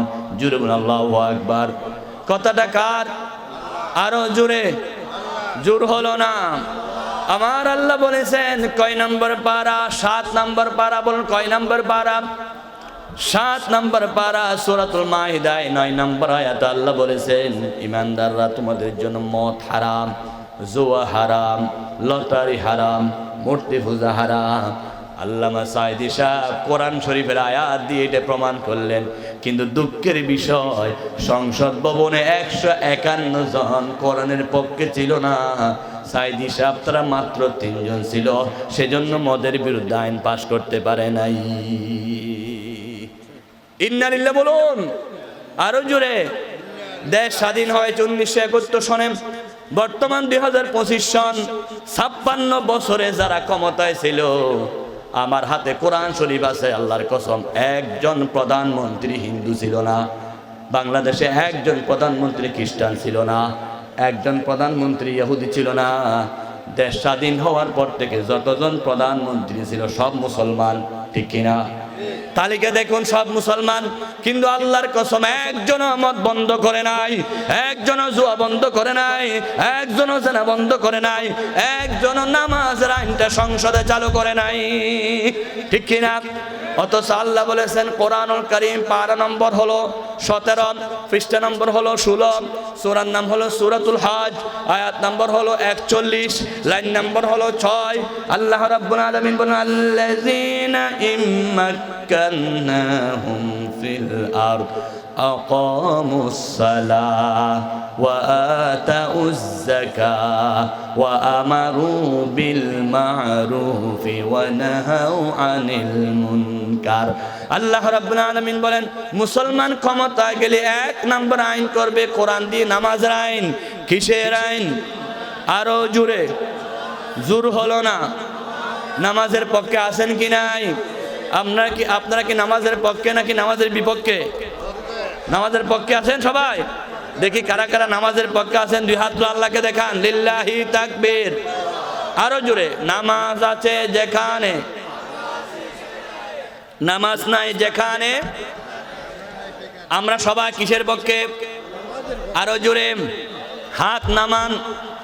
আমি কথা বলতেছি, যে কথা বলে তাকে ইংরেজি বলা স্পিকার। কি বলা হয়? যিনি স্পিচ দেয়। আমি এখন স্পিকার, আমার সভাপতি মহোদয় তিনি মনে করেন প্রেসিডেন্ট, আপনারা সবাই এমপি। এটা হলো সংসদ ভবন। কি ভবন? আপনারা সবাই কি 5 মিনিটের জন্য কি ভয় পাচ্ছেন? এমপি হতে ভাই পয়সা লাগে না, বিকাশ হয়ে যায়। এমপি হয় দিনের বেলার চাইতে রাতে বেশি। কোন সময় বেশি? একজনকে জিজ্ঞাসা করলাম রাতে কেমনে এমপি হ? বলে সবে বরাত রাত্রে, সবে কদর রাত্রে, সব রাত্রে, বুটো রাত্রে। সেজন্য বাংলাদেশে এমপি হয় দিনে না রাত্রে। আরো আসতে আপনারা সবাই কি এমপি? 5 মিনিটের জন্য। এক নির্বাচনী এলাকায় একজন বুড়ি মানুষ ভোট দিতে আসছে। লোকেরা বলতেছে বুড়ি কোথায় যাও? বলে ভোট দিতে চাই। দিতে হবে না, তোমার ভোট দেওয়া হয়েছে, তোমার স্বামীর তো দেওয়া হয়েছে। বুড়ি কান্না করে দিল, আমার স্বামী মারা গেছে আজকে 10 বছর। আমার স্বামী যে ভোট দিতে আসছে, যদি খবর পাইতাম, আমি 2 ঘন্টা আগে আসলাম, একটু স্বামীর সাথে দেখা করতাম। বলে এমন যুগ ছিল যে যুগে খবর থেকেও ভোট দিতে আসতো। জোরে বলুন সুবহানাল্লাহ। আমার ভাইয়েরা হাসির কুরাক দিচ্ছে না, বোঝার জন্য বলতেছি। কিছুক্ষণের জন্য আপনারা এমপি, আমি স্পিকার, উনি রাষ্ট্রপতি। আমি এবার বললাম নামাজের পক্ষে কারা কারা আছেন হাত তুলুন। সবাই হাত তুলেছেন। আমি রাষ্ট্রপতিকে বললাম হ্যাঁ জয়যুক্ত হয়েছে, হ্যাঁ জয়যুক্ত হয়েছে, হ্যাঁ জয়যুক্ত হয়েছে। এখন নামাজ রান চালু হয়ে গেল। ফজর না পড়লে 10 বারি, জোহর না পড়লে 20 বারি, আসর না পড়লে 30 বারি, মাগরিব না পড়লে 40 বারি, এশা না পড়লে 50 বারি আইন হয়ে গেল। জুমা না পড়লে 3 দিন জেলখানায়। বলুন সবাই, আইনটা যদি সংসদ ভবনে পাশ হয়ে যায়, একজনও বেনামাজি থাকবে নাকি? লোহাগাড়া উপজেলা থেকে পুলিশ আসতেছে, খালেকিয়ার দরবারের এখানে আসছে। বাবা ফোন করে দিয়েছে ছেলেকে, আব্দুল করিম কই? বলে সাইয়ের দোকানে। তাড়াতাড়ি মসজিদে ঢুকছি, পুলিশ আসতেছে, এখন কিন্তু তোকে জেলখানা নিয়ে ফেলবে। ঠিক কিনা? আইনের মাধ্যমে যখন নামাজ চালু হয়ে যাবে, একজনও বেনামাজি থাকবে। আরো জোরে। ও আমার ভাইয়েরা, যদি ওয়াজ করে, হুজুররা ওয়াজ করে, সবাই বলবো হুজুর বলছে কথা, আমি লাসি কথা ন বললে কি করি মলো তো গিয়ে মলো কি গিয়ে আর তো জোর করে ফরাই নে ফেলিব। জুমান মেঝে 500 মুসল্লি, ফজরের মেঝে 5 জন হয় না, কারণ দেশের মধ্যে নামাজ আইন চালু নাই। সৌদি আরবে নামাজ আইন চালু আছে। যদি নামাজ পড়া অবস্থায় দোকান খোলা রাখে, তাকে গারামা করা হয়। কি গারামা? মানে জরিমানা। আজকে যদি বাংলাদেশে স্বাধীনতার পর থেকে এই পর্যন্ত যতজন ক্ষমতায় গেল, একজনও যদি খাঁটি মুসলমান প্রেসিডেন্ট হতো, খাঁটি মুসলমান প্রধানমন্ত্রী হতো, আমার দেশে নামাজ আইন চালু হয়ে যেত। ঠিক কিনা? তোমরা যারা ভোট চাও, তোমরা অনেকদিন ক্ষমতায় ছিলা, নামাজ আইন তো চালু করো নাই। আমরা আর কিছু বেশি কিছু চাই না তোমাদের কাছে। আমরা ফ্ল্যাট চাই না, ফ্ল্যাট চাই না, কোটি কোটি টাকা চাই না। আমরা চাই আল্লাহর কোরআনটা চালু হোক। ঠিক কিনা? কারা কারা চান? 2 হাত তুলে আল্লাহকে দেখান। আল কোরআনের আলো ঘরে ঘরে নয়, এবার সংসদে বলে আল কোরআনের আলো। কোরআন ছাড়া অন্য কিছু, কোরআন আছে যেখানে, কোরআন নাই যেখানে। ও আমার ভাইয়েরা, আমি কি আমার বাবার কথা বলতেছি? আপনারা যারা হাত তুলেন না, হয়তো আমার সাথে রাগ করেছেন। কিয়ামতের দিন আল্লাহর কাছে জবাব দিতে হবে। এই হাত কিন্তু আল্লাহর কাছে কথা বলবে। কোরআন শরীফে সূরা ইয়াসিনে আল্লাহ বলেন, আল-ইয়াউমা নাখতিমু আলা আফওয়াহিহিম ওয়া তুকাল্লিমুনা আইদিহিম। তার অর্থ হলো, আমি কোরআন ধরে বলতেছি, তার অর্থ হলো হাতে বলবে আমি নামাজের পক্ষে হাত তুলেছিলাম। আর যারা নামাজের পক্ষে হাত তুলেন নাই, তাদের হাত বলবে আমার হাতটা নামাজের পক্ষে উঠে নাই। ঠিক কিনা? এই হাতে কথা বলবে কিয়ামতের দিন আল্লাহর দরবারে। আল্লাহ কোরআন শরীফে ঘোষণা করে দিয়েছেন। ঠিক কিনা বলেন? আমি কি আমার বাবার কথা বলতেছি? একজনকে বলতেছি আমার বাপকে বাপ ডাক, বলছে নাকি? 17 বছরে বলছিল আমার বাপকে বাপ ডাক, না হয় মামলা দেব, জেল দেব। আমি তো নিজের বাপকে জাতির বাপ বানাইতে চাই না, আমি শুধু কোরআনের কথাটা আপনাদেরকে বলতে চাই, ঠিক কিনা? দেশ স্বাধীন হওয়ার পরে শুনেছিলাম ডিজিটাল সোনার বাংলা, সোনা দিতে পারে নাই। ওই সোনার বাংলার স্থপতি বঙ্গবন্ধু বলছিলেন মানুষ পায় সোনার খনি, আমি পেয়েছি সুরের খনি। শরীয়তুল্লাহর কথা নয়, বঙ্গবন্ধুর কথা। কারণ সোনার বাংলা সোনা দিতে পারে নাই, রূপার বাংলা রূপা দিতে পারে নাই, আধুনিক বাংলা মুক্তি দিতে পারে নাই, ডিজিটাল বাংলা শান্তি দিতে পারে নাই।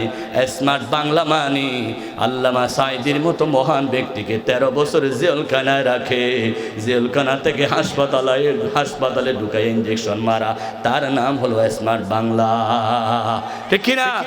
ডিজিটাল বাংলা মানে ঘরে ঘরে কোরআনের কর্মীদেরকে থাকতে না দেওয়া। আধুনিক বাংলা মানে শেয়ার বাজার লুট করা। আমার বন্ধুগণ, ডিজিটাল বাংলা মানে ব্যাংক লুট করা। একজনের বলে 360টি বাড়ি, ভূমি মন্ত্রীর কয়টা বাড়ি? 300। সেদিন খবর পেলাম 600 বাড়ি। এত বাড়ি করেছে আমার টাকা আপনার টাকা দিয়ে, ব্যাংকের টাকা, শেয়ার বাজার টাকা সব লুট করেছে।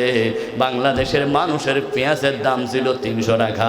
নবীজি বলেছেন 1500 বছর আগে যেই দেশে নারী প্রধানমন্ত্রী হয় সেই দেশে কোনো শান্তি নাই। নবীর হাদিস মিলাইয়া দেখেন, রসুল বলেন নারী প্রধানমন্ত্রী হলে শান্তি নাই।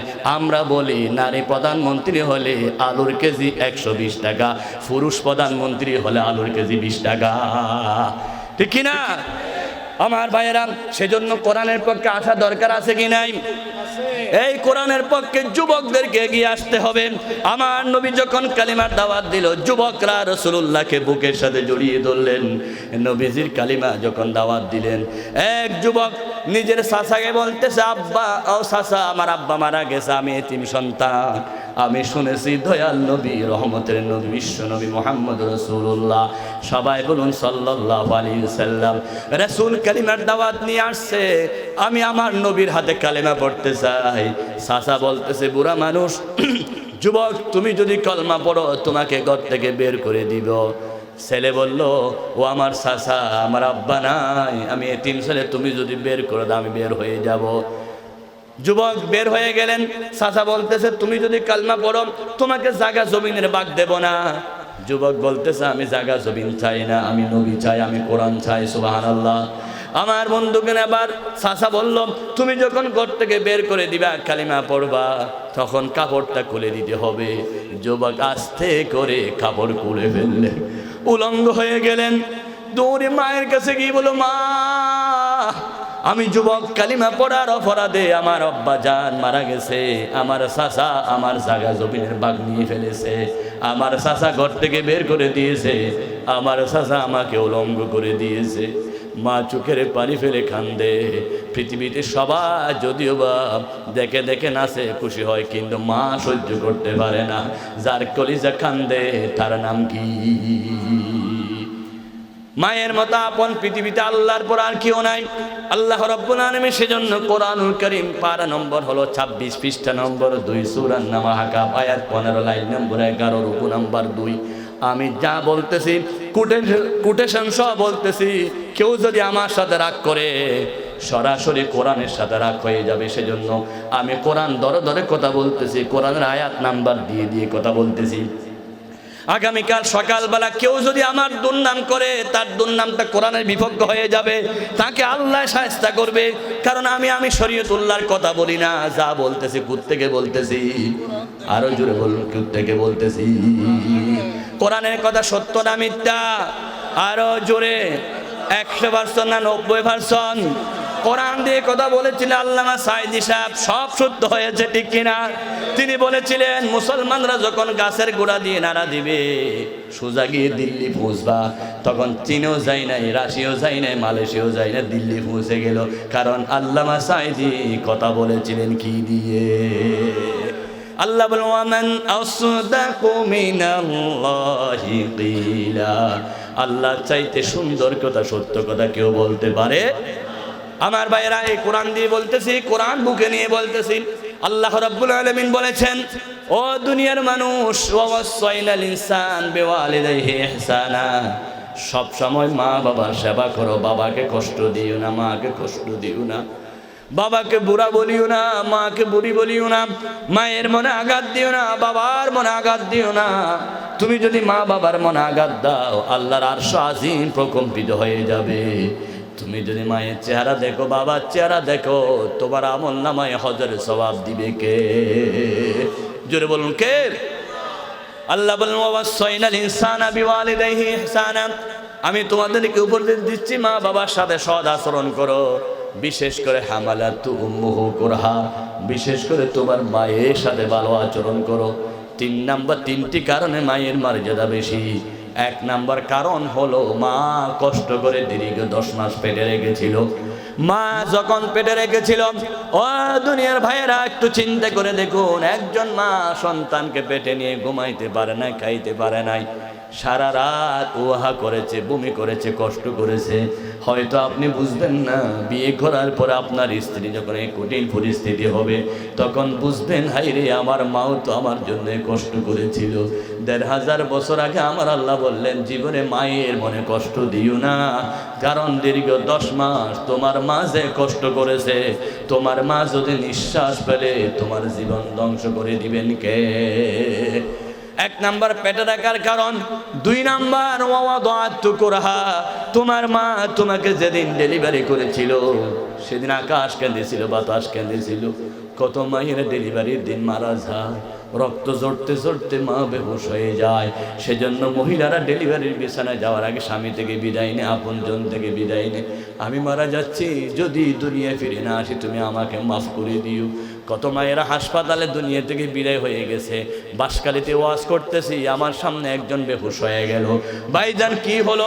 হুশ হওয়ার পর আমাকে জড়িয়ে ধরে বলে, হুজুর আমার মাও আমার ছোট ভাই হওয়ার সময় দুনিয়া থেকে বিদায় হয়ে গেছে। আমার মাও আপনার মাও কষ্ট করেছে। বিজ্ঞানীরা বলেছেন, শরীরের 20টি হাড্ডি ভাঙে গেলে যত কষ্ট হয়, তার চাইতে বেশি কষ্ট হয় মা জননীর ডেলিভারির কষ্ট।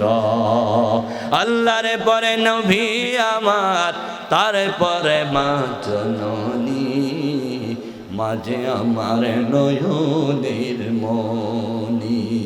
আপন বলে যারে জানো, সেই তো আপন না, আপন আমার মা জননী, অন্য কেহ না।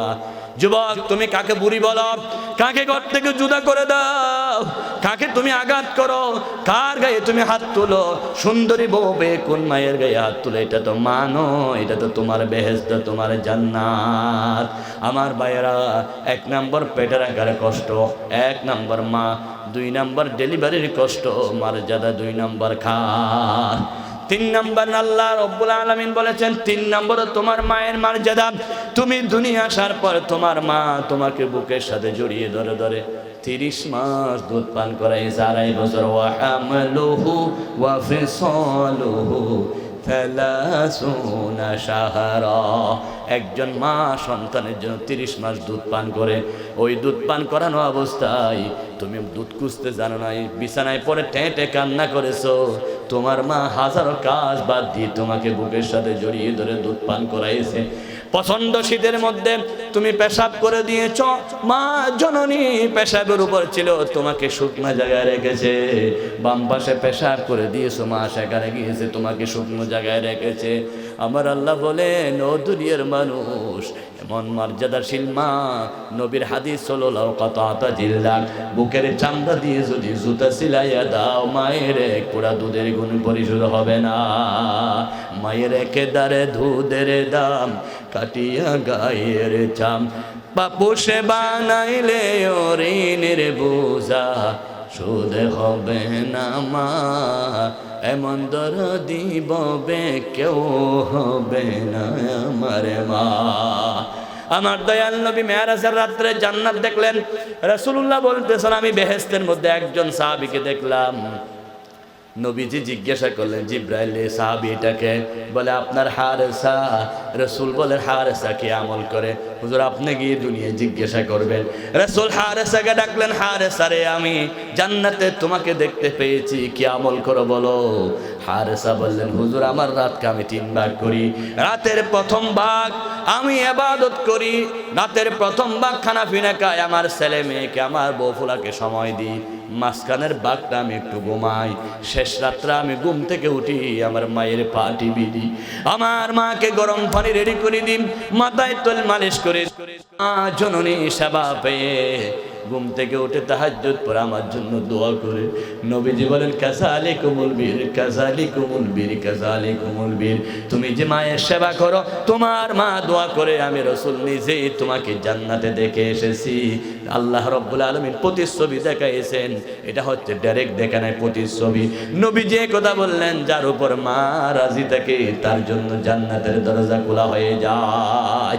ইমাম শাফি রহমতুল্লাহ আলাইহি মাদ্রাসা থেকে আসলে সারা রাত মায়ের পা টিপতেন। ইমাম শাফিকে জিজ্ঞাসা করা হলো, সন্তান তুমি কেন পা টিপো? সন্তান বলে, আমি তোমার পা টিপি না, আমি আমার জান্নাত রেডি করতেছি। ওগো মা, তুমি এই পৃথিবীর শ্রেষ্ঠ নিয়ামত, তোমার পদ তলে রয়েছে জান্নাত। এই পৃথিবী তাক্ত ওগো ফুল পাখিহীন, এই পৃথিবী থাকত ওগো মায়া মোহহীন, যদি না পেত তোমার মায়ারি হাত। ওগো মা, তুমি এই পৃথিবীর শ্রেষ্ঠ নিয়ামত, তোমার পদ তলে রয়েছে জান্নাত। আমার ভাইয়েরা, আলোচনা শেষের দিকে চলে আসছি। মা বাবার মনে আঘাত দিবেন না। ও যুবক ভাইয়েরা, কার কার মা বেঁচে আছে একটু হাত তুলুন। যার মা বেঁচে আছে হাতটা তুলুন, উঁচু করে হাতটা তুলুন, আরো জোরে তুলুন, লিল্লাহি তাকবীর। যার মা বেঁচে আছে শুধু হাতটা তুলবেন। আমার একটা কথা আপনারা মানবেন, সবাই বল মানবেন। এই হাতটা আগামীকাল অথবা পরশুদিন আপনার মায়ের পায়ে রাখবেন। কোন জায়গায়? মায়ের পায়া। মায়ের পা ধরে বলবেন, মা তুমি মাফ করে দাও। তুমি যদি মাফ না করো, হুজুর বলছে আমার নামাজ দোয়া কবুল হবে না। ও যুবকরা, রাজি আসনি সবাই? মায়ের পা ধরবেন। মা এমন দিল নরম, যখন মায়ের পা ধরে ক্ষমা চাইবেন, মা 10 বছরের 20 বছরের অপরাধ ক্ষমা করে দিবে। গরম কথা বলিও না মায়ের সাথে, মাকে দমক দিও না, মাকে বুড়ি বলিও না, মাকে জুদা করে দিও না, বাপকে জুদা করে দিও না। নবীজি বলেছেন, তোমার মা আছে, তোমার জন্য জান্নাতের দরজা খোলা। যাদের মা বেঁচে নাই তারা একটু হাত তুলুন। আমাদের যার মা বেঁচে নাই 2 হাত তুলুন, লিল্লাহি তাকবীর।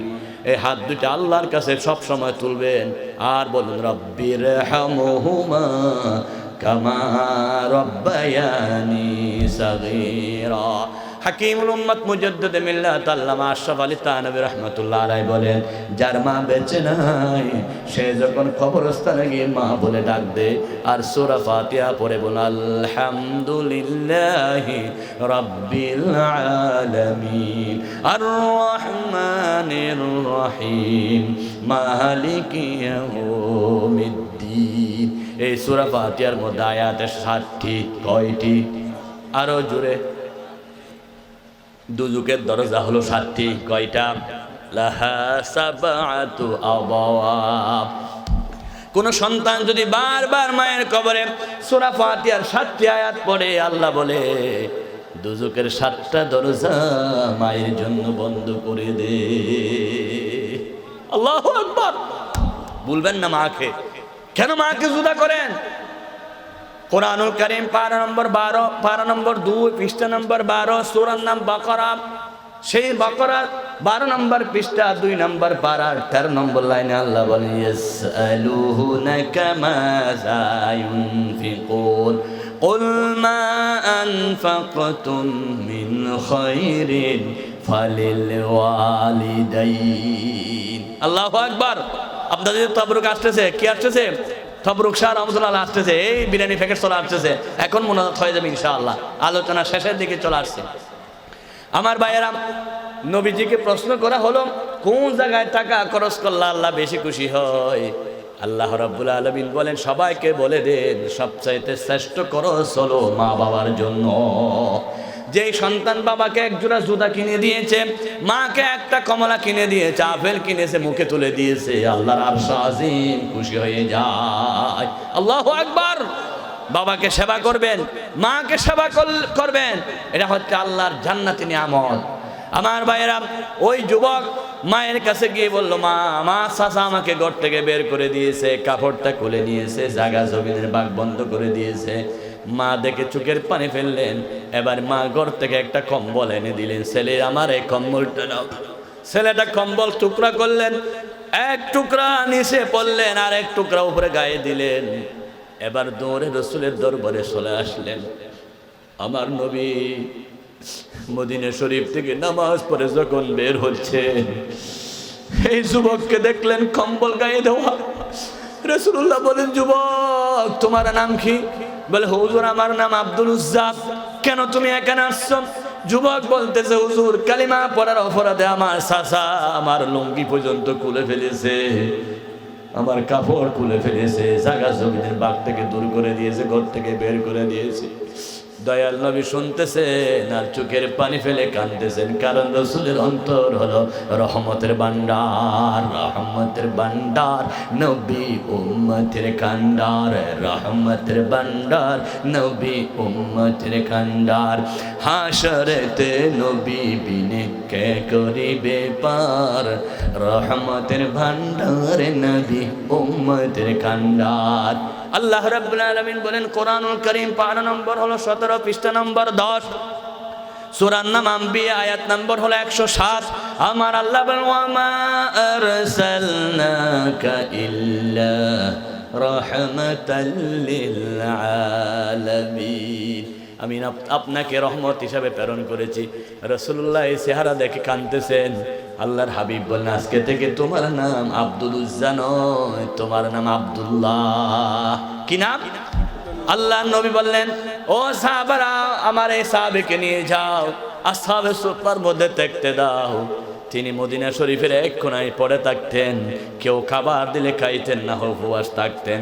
রাসূলুল্লাহ সব সময় তার খবর নিতেন। ও যুবকরা, তোমাদেরকে বলতেছি, এই কাজ করতে করতে এক সময় রাসূলুল্লাহ যুদ্ধের জন্য ঘোষণা দিলেন, তাবুক যুদ্ধ, তোমাদের কার কি আছে সবগুলো নিয়ে আসো।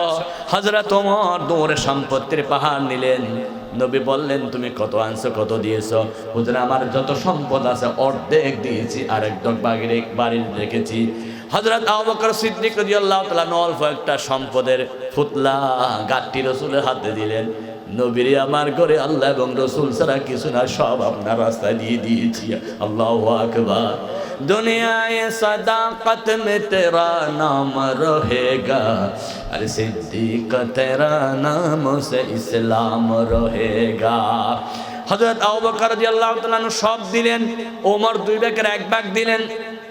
ওই যুবক দাঁড়িয়ে বলতেছে, হুজুর আমি তো এতিম সন্তান, আমার বাপ মারা গেছে, আমার চাচা ঘর থেকে বের করে দিয়েছে, কাপড়টা পর্যন্ত খুলে নিয়েছে, আমি তো কিছু দিতে পারতেছি না। হুজুর আপনি সাক্ষী থাকুন, আমি যুবক হিসাবে আমার জীবনটা জিহাদের ময়দানে আল্লাহর রাস্তায় দিয়ে দেব। আল্লাহু আকবার। ও যুবকরা, তোমরা সবাই সিদ্ধান্ত নাও, সমাজকে পরিবর্তন করতে হলে আদর্শ যুবকের বিকল্প নাই। তোমরা সিদ্ধান্ত নাও, এই এলাকাকে, গুরুস্থানকে মদ মুক্ত করার জন্য, জানা মুক্ত করার জন্য আমরা যুবকরা রেডি হয়ে যাব, ঠিক কি না? আমরা এক একজন সাদেক কাইয়ুম হয়ে যাব, আমরা এক একজন উসমান শরীফ হাদি হয়ে যাব। আজকে হাদিকে গুলি মেরে মনে করতেছে দুনিয়া থেকে তোমরা তাকে শহীদ করে দিবা। একজন হাদি শহীদ হলে লক্ষ হাদি ঘরে ঘরে জন্ম নিবে, ঠিক কি না?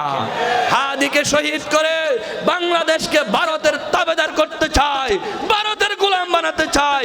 আল্লাহর কসম, হাদির মতো যুবকরা বেঁচে থাকতে এই বাংলার জমিনকে ভারতের গোলামি করতে দেব না, দেব না, দেব না। কারা কারা রাজি আছেন? দুই হাত আল্লাহকে দেখায়।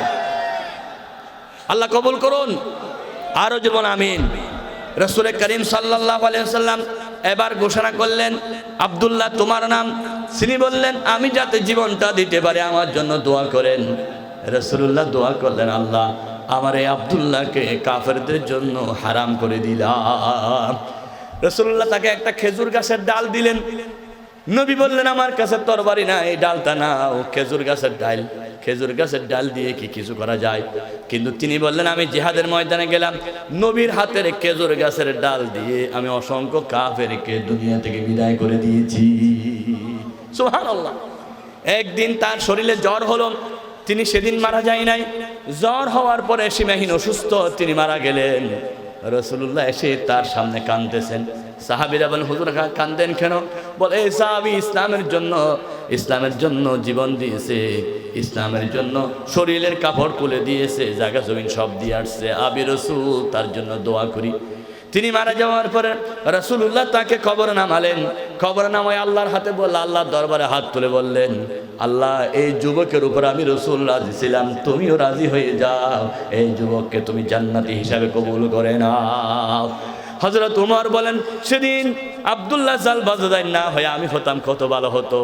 ও আমার যুবকরা, তিনি জিহাদের ময়দানে শহীদ হন নাই, তিনি শুধু নিয়ত করেছেন আমি বাতিলের বিরুদ্ধে জিহাদ করব, রক্ত দেব, শহীদ হব। নিয়ত করার কারণে আল্লাহর হাবিব বলেন তিনি বিছানায় মারা গেছে, তারপরও শহীদের মর্যাদা দিয়েছেন কে? ও গুরুস্থানের যুবকরা, তোমরা যদি আজকে থেকে সিদ্ধান্ত নাও আমাদের এলাকায় মদ চলতে দেব না, জুয়া চলতে পারে না, আমাদের এলাকায় কোনো অন্যায় চলতে দেব না, এইভাবে যদি সবাই ঐক্যবদ্ধ হয়ে যাও, তুমি বিছানায় পড়ে মারা গেল, তোমাকে শহীদের মর্যাদা দিবে কে? আল্লাহ রাব্বুল আলামিন আমাদের সকল যুবকদেরকে কবুল করুন, জুবন আমিন। জান্নাতি পথে কবুল করুন। পুরা বাংলাদেশের যুবকদেরকে রাসূলুল্লাহর সৈনিক বানায়া দিন। আমরা অমুকের সৈনিক তমুকের সৈনিক আর বলবো না, আমরা সবাই কার সৈনিক? নবীর সৈনিক। বলেন আমরা কার সৈনিক? বলুন সবাই, আমার নেতা তোমার নেতা বিশ্ব নবী মুস্তাফা। বলুন, আমার নেতা তোমার নেতা, নবী ছাড়া অন্য নেতা মানি না।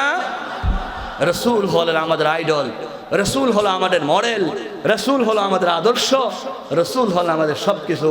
আল্লাহ রাব্বুল আলামিন আমাদের যুবকদেরকে পরিপূর্ণ রাসূলের অনুসরণ করার তৌফিক দান করুন।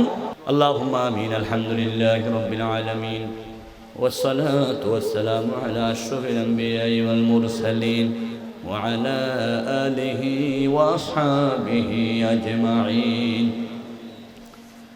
ربنا ظلمنا أنفسنا وإن لم تغفر لنا وترحمنا لنكونن من الخاسرين। রব্বুল আলামিন গুরুস্থান চৌধুরীপাড়া ইসলামী যুবক পরিষদের উদ্যোগে আয়োজিত ৬ষ্ঠতম তাফসীরুল কোরআন মাহফিল তুমি কবুল করে নাও। আল্লাহ এই মাহফিলের সওয়াব দয়াল নবীজির রওজা মুবারকে পৌঁছায়া দাও। তামাম আম্বিয়া সাহাবা আল্লাহর ওলিরা যারা যেখানে শুয়ে আছেন সবার দরবারে সওয়াব বখশিশ করে দাও। রব্বুল আলামিন গারাঙ্গের বড় হুজুর সুরু হুজুর সুনতি শাহ হুজুর, আল্লাহ আমার নানা সুনতি শাহ হুজুর কত বড় আল্লাহর ওলি ছিলেন। রব্বুল আলামিন ওলি জগতের সম্রাট বিশ্ব মুফাসসির আল্লামা সাঈদী হুজুর রাহমাতুল্লাহ আলাইহি, যিনি কোরআনের জন্য জীবন দিলেন, হেসে হেসে আল্লাহ দুনিয়া থেকে ইনজেকশন মারে তাকে শহীদ করা হয়েছে। ওরে আল্লামা সাঈদী তিনি ছিলেন নায়েবে রাসূল, সূরতে সিরতে তিনি খোদার মকবুল। আল কোরআনের তাফসীর করেন 50 বছর একটানা, আসতেছে ইসলামী জামানা। আল্লামা সাঈদী হুজুর থেকে শুরু করে আমার আবু সাঈদ, আমার মাহফুজ, হায় আল্লাহ সাইফুল ইসলাম আলিফ, এই ফুটিবিলার কাছের সন্তান, আল্লাহ যতজন যুবক শহীদ হয়েছেন, বুজুর্গ দুনিয়া থেকে বিদায় নিয়ে গেছেন, সবার দরবারে সওয়াব বখশিশ করে দাও। হযরত বাইতুশ শরফ, আয় আল্লাহ বাইতুশ শরফের হুজুর কেবলা হযরত কেবলা, উনাদের দরবারে সওয়াব বখশিশ করে দাও আল্লাহ রব্বুল আলামিন। আমরা যারা হাত তুলেছি, আমাদের দাদা দাদি, নানা নানি, চাচা চাচি, ফুফা ফুফি, আত্মীয় স্বজন, আমাদের সকল আপন জনের কবরে সওয়াব বখশিশ করে দাও। আয় আল্লাহ আমার ডানে বামে যতজন বসেছে মেহমানরা, আয় আল্লাহ সবার নাম আমি জানি না, তুমি জানো। আয় আল্লাহ এখানে মেহমানরা যারা বসছেন সবার মুরব্বীদের কবরের আযাব মাফ করে দাও। আল্লাহ মেহমানদের মুরব্বীদের কবরগুলোকে জান্নাতের বাগান বানায়া দাও রব্বুল আলামিন। আমরা যারা হাত তুলেছি জানি না কার মা না কার বাবা, আমি নিজেও মা হারিয়েছি, আব্বা হারিয়েছি। আল্লাহ কেউ মা করে ডাক দিলে কলিজা সিঁড়ি যায়। ও আল্লাহ বাবার কথা মনে পড়লে মন কাঁদে, যে মা 10 মাস 10 দিন কষ্ট করে পেটে রেখেছিলেন, দুনিয়া দেখাইছে, বুকের তাজা দুধ দিয়ে তিলে তিলে বড় করেছে। বাহির থেকে আসলে মা বলে ডাক দিলে রাতে 2টা হলো দরজা খুলে দে, ও মা তুমি নাই, মাথায় হাত বুলাইয়া দোয়া করার মতো কেউ নাই রে মা। কবরস্থানে জঙ্গল ভিতর ফুকুর ফারে আমার মা জননী শুয়ে আছে, লেপ দিতে পারি না, কম্বল দিতে পারি না। মা তুমি কোন অবস্থায় আছো জানি না। ইরহামহুমা কামা রাব্বায়ানি সাগীরা। আল্লাহ মাহফিলের জন্য যারা টাকা দিল, পয়সা দিল, বুদ্ধি দিল, কথা দিল, পরামর্শ দিল, আজকে হাজির হয়েছেন, সবাইকে মাহফিলের পক্ষ থেকে কবুল করে নাও। এলাকার যত ভাইরা বিদেশ আছে, বিভিন্ন দেশের মধ্যে আসে, আমাদের ভাইদেরকে সুস্থ রাখো আল্লাহ। আমাদের ভাইদেরকে টাকা পয়সা ইনকাম করার তৌফিক দান করো। আমার তৌহিদ ভাই, তানবীর ভাই, আল্লাহ ডানে বামে যে ভাইরা দাঁড়িয়েছেন, ভাইদের নাম আমি জানি না। একজন ভাই ছাত্রদের কোচিং করানোর জন্য ক্রেশ পেয়েছেন, কত ভালো মনের ভাই, আল্লাহ শিক্ষা বিতরণ করে যাচ্ছেন। আল্লাহ গুরুস্থানের এই যুবকদেরকে তুমি কবুল করে নাও আল্লাহ। আল্লাহ ইসলামী যুবক পরিষদের সকল যুবকের উপর রহমত নাজিল করো। এই যুবকদেরকে আল্লাহ, আয় আল্লাহ খালেদ বিন ওয়ালিদের উত্তরসূরি বানায়া দাও আল্লাহ। যুবকদের আইডল শরীফ উসমান হাদিকে তুমি সুস্থ করো, শরীফ উসমান হাদির উপর রহমত নাজিল করো। আমার হাদি ভাইকে হায়াতে তৈয়বা দান করো। আমার হাদি ভাইয়ের পিছনে যারা গুলি মারলো, আল্লাহ তুমি তাদেরকে হেদায়েত দাও আল্লাহ। সকল আসামিদেরকে আল্লাহ তুমি কাঠগড়াই সুন্দর ব্যবস্থা, বিচারের ব্যবস্থার মাধ্যমে আল্লাহ তুমি জাতির মুখে হাসি ফুরাইয়া দাও। আর আল্লাহ আমার দেশে কোরআনের শাসন কায়েম করে দাও। বাংলাদেশের উত্তর থেকে দক্ষিণ, পূর্ব থেকে পশ্চিম, টেকনাফ থেকে তেঁতুলিয়া, সুন্দরবন থেকে বান্দরবান, প্রত্যেকটা ইঞ্চি জমিন কোরআনের জন্য কবুল করে দাও। আমরা যারা হাত তুলেছে গুনাহ মাফ করো। আমাদের মধ্যে যারা অসুস্থ সেবা নসিব করো। কিয়ামত পর্যন্ত এই মাহফিল জারি রাখো। কিয়ামতের দিন এই মাহফিল নাজাতের উসিলা বানায়া দাও। আমাদেরকে হজ্জে বাইতুল্লাহ, জিয়ারতে মদিনা নসিব করো আল্লাহ। রাত্রে ঘুম গেলে জীবনে একবার নবীজিকে স্বপ্ন দেখার তৌফিক দান করো আল্লাহ। যতদিন নবীজিকে স্বপ্ন দেখব না, ততদিন গুনাহগারের মওত হারাম করে দিও আল্লাহ। আল্লাহ আমাদেরকে পথেঘাটে মৃত্যু দিও না, অ্যাক্সিডেন্টের মৃত্যু দিও না, গজবের মৃত্যু দিও না, পানিতে মৃত্যু দিও না, ভূমিকম্পের মৃত্যু দিও না, গাড়ির চাকার নিচে মৃত্যু করে ফেলাইয়া রাখিও না। আমাদেরকে যেদিন মওত দিবা, সিজদার হালতে তুমি আমাদেরকে ডাক দিও আল্লাহ। তাহাজ্জুদের নামাজে ডাক দিও আল্লাহ। আমাদেরকে শহীদি মরণ নসিব করে দিও আল্লাহ। জবান জারি করে দিও রে লা ইলাহা ইল্লাল্লাহু মুহাম্মাদুর রাসূল।